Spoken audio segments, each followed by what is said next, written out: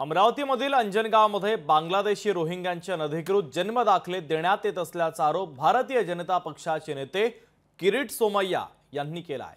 सविस्तर पाहूयात।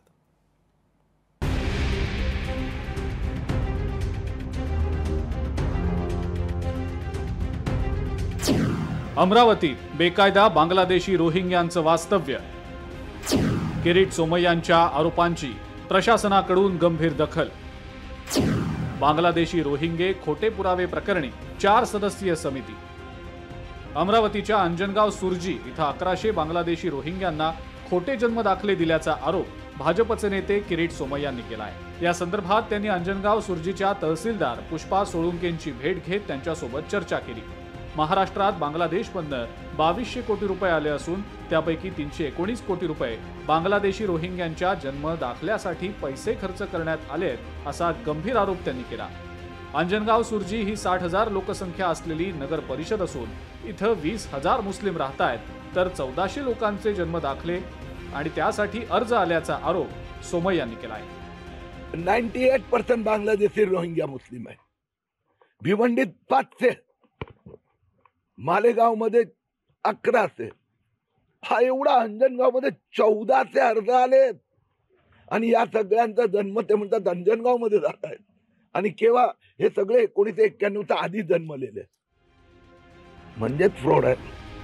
किरीट सोमय्यांनी अमरावतीच्या जिल्हाधिकाऱ्यांकडे या प्रकरणी चौकशीची मागणी केली आहे। किरीट सोमय्यांच्या आरोपांची चौकशी करण्यासाठी 4 सदस्यीय चौकशी समिती नेमण्यात आल्याचं जिल्हाधिकाऱ्यांनी सांगितलं। प्रशासनाने लगेच एक समिती सुद्धा गठीत केली होती। आमच्या मार्फत एक समिती गठीत झाली आहे आणि जे मंजूर अर्ज आहेत त्यापैकी प्रत्येक माणसाची आम्ही तपासणी करूया समितीच्या मार्फत। हे तपासणी डॉक्युमेंटच्या आधारावर सुद्धा तपासणी केली जाणार आहे। या व्यतिरिक्त पोलीस यंत्रणामार्फत विशेष स्पॉट व्हिजिट करून त्यांची सुद्धा व्हेरिफिकेशन केली जाणार आहे। किरीट सोमय्यांच्या आरोपांनंतर अमरावतीचे खासदार बळवंत वानखडे प्रचंड आक्रमक झाले। किरीट सोमय्यांनी अमरावतीमध्ये येऊन इथलं वातावरण खराब करू नये असा इशारा वानखडेंनी दिला आहे।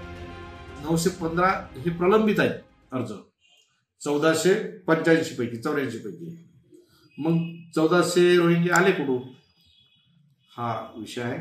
म्हणून त्यांनी हे जे काही वातावरण आहे ते वातावरण गावातलं शांत ठेवण्याचं काम करावं, उगाच भडकू नये।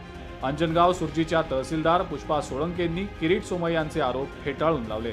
अशा प्रकारचे कोणतेही प्रमाणपत्र वाटप झालेलं नसल्याचं त्यांनी स्पष्ट केलंय। असं तर काही झालेलं नाही अंजनगावला, आणि जो त्यांनी 1100 आकडा दाखवलेला आहे हा आकडा चुकीचा आहे। आम्ही कोणतं वाटपच केलेलं नाहीये। जे लोकांचे आमच्याकडे अर्जदार येत होते त्या अर्जाची आम्ही पूर्ण पडताळणी करून आम्ही स्वतः अर्जदार उपस्थित करत होतो। किरीट सोमय्यांचे केलेले आरोप जर खरे असतील तर ही धोक्याची घंटाच आहे। मात्र केवळ प्रसिद्धीसाठी जर हे होत असेल तर यामुळे राज्यातली शांतता भंग होण्याची शक्यता असल्याचं विरोधी पक्षाच्या नेत्यांचं म्हणणं आहे। सूरज दहाड, लोकशाही मराठी, अमरावती। लोकशाही मराठी, ऐका, पहा, जागरूक रहा।